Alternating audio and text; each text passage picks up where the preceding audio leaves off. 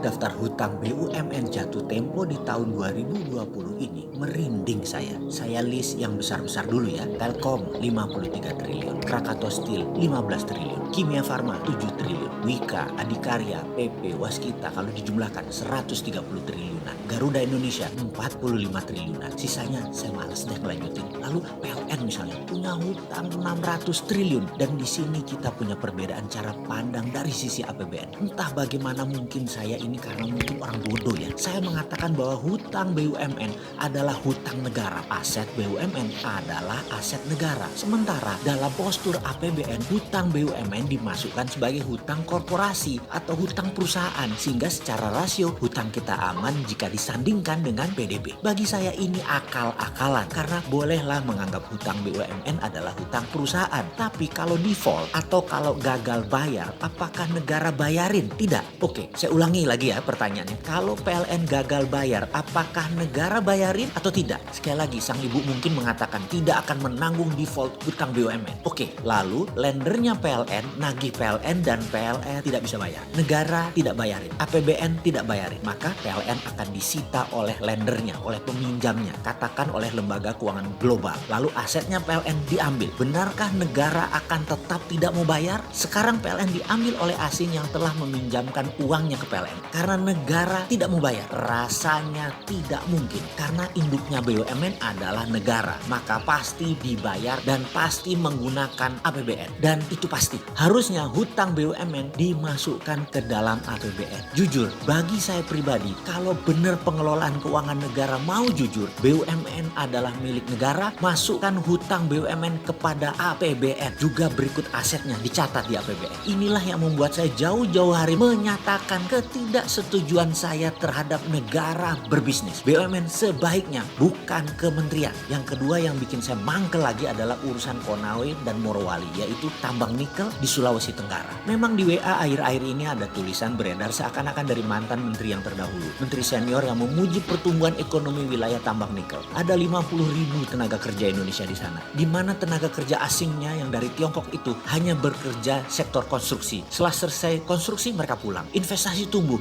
dan pendapatan daerah menjadi tumbuh luar biasa. Begitulah dia menulis. Tadinya saya mau diam aja, tapi kok sepertinya jadi kayak bener tindakan itu. Ya terpaksa kita buka-bukaan lagi. Pertama saya minta izin dulu ya. Urusan tambang jangan ragukan pengetahuan saya walaupun hanya sedikit. Namun dua perusahaan tambang saya yaitu CaOH 2 kali atau kalsium hydroxide dengan kapasitas 100 ton per hari adalah sebuah pengalaman panjang sejak tahun 1996. Kemudian pabrik litium kecil, belum skala komersial, namun cukup buat memahami apa itu dunia pertambangan, smelter, hingga proses pemurnian sampai finish produk. Pertanyaan pertama, apakah smelter nikel Konawe itu sampai pada tingkat finish produk atau hanya merupakan aktivitas untuk pembersihan impurity saja? Maksudnya bagaimana? Menurut saya smelter modelnya di NPI atau nickel pig iron itu akal-akalan Tiongkok. Itu mesin banci, bener mesin banci, hanya membuang silikat dan unsur-unsur pengotor lainnya yang tidak memiliki nilai ekonomis. Namun nikel, fero, lithium, kobalt dan mineral rare earth lainnya dalam fraksi yang sangat kecil tetap tidak terbuang. Ini terangkut, jadi masih terkandung di dalam logam raw nikel ini. Saya katakan raw atau mentah karena by all standar kadar nikel di dalam NPI ini sangat rendah jika kita menggunakan benchmark produk ferronikel sebagai standarnya. Sementara yang dibayar dari produk NPI nickel pig iron ini hanya percentage kandungan unsur nikelnya saja yang notabene kecil kandungannya. Sementara besi atau ferro yang menyertainya tidak dihargai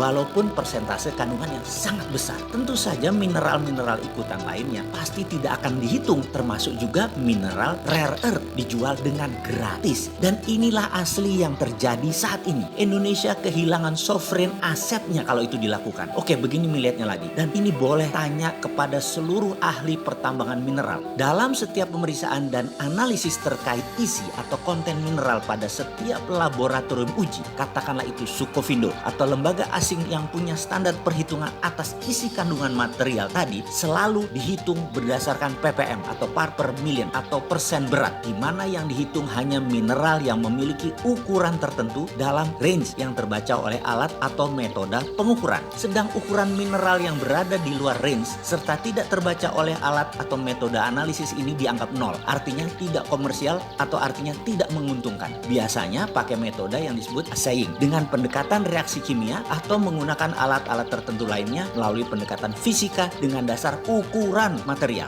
Pertanyaan sekarang, berani nggak menghitung konten material pakai EDAC system yang menggunakan spektrum warna? Di seluruh dunia, ketahuilah wahai pejabat yang terhormat, metode perhitungan isi kandungan mineral selalu menguntungkan pembeli. Karena itu mereka tidak pernah mau pakai sistem lain. Maunya hanya menggunakan ukuran material saja sebagai dasar pengujian di laboratorium. Kita pemilik sovereign asset selalu dikadalin. Karena itu kalau saya sekali lagi dapat mandat nih, tak stop semua eksplorasi mineral ini. Tapi sebentar, jangan takut. Nggak mungkin Sontoloyo ini dapat mandat. Orang minat belas, ambil tuh jabatan. Nggak pantas orang kayak saya ini. Jadi dalam hal ini, jangan bandingkan dengan 50.000 tenaga kerja Indonesia yang bekerja di sana. Lalu ada investasi 20 triliun sebagai sebuah kebanggaan. Pak, yang namanya investor duit 20 triliun itu ya harus balik. Kalau perlu beli pejabat, kalau perlu pejabatnya diajak masuk bisnis. Namun sebuah kepastian lain adalah aset kita, mineral kita, sovereign aset kita hilang karena silau dengan uang cepat itu pejabat. Kalau dari pendekatan income statement sekarang, kehadiran investasi asing merupakan subjek pajak dan royalti terkesan sangat menjanjikan. Namun coba lihat dari kacamata lain. Untuk setiap material seperti biji nikel laterit ini, jangan hanya dilihat dari komoditi dagang atau trade commodities. Coba lihat dari kacamata mineral strategis. Mineral strategis pendekatannya bukan komoditi dagang yang dicatat sebagai revenue dalam income statement negara, tapi dicatat sebagai sovereign asset yang ada di balance sheet negara. Kalau dicatat sebagai sovereign asset, manfaat nikel di Morowali dan Konawe bukan untuk 50.000 orang, tetapi buat 5 juta manusia Indonesia.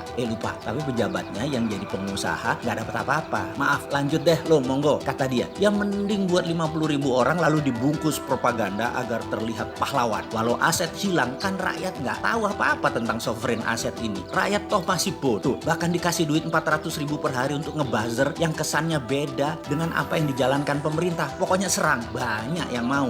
Sahabat, semoga informasi ini bisa dipahami. Sedikit kontribusi pemahaman pandangan dari sisi lain. Sedikit kritis, tapi ada solusinya. Sungguh, sovereign asset itu adalah cikal bakal sovereign wealth fund yang harusnya negara mainkan di tengah pandemi ini. Bukan malah menyetujui undang-undang minerba yang baru yang kemudian membuat sovereign asset kita hilang selamanya.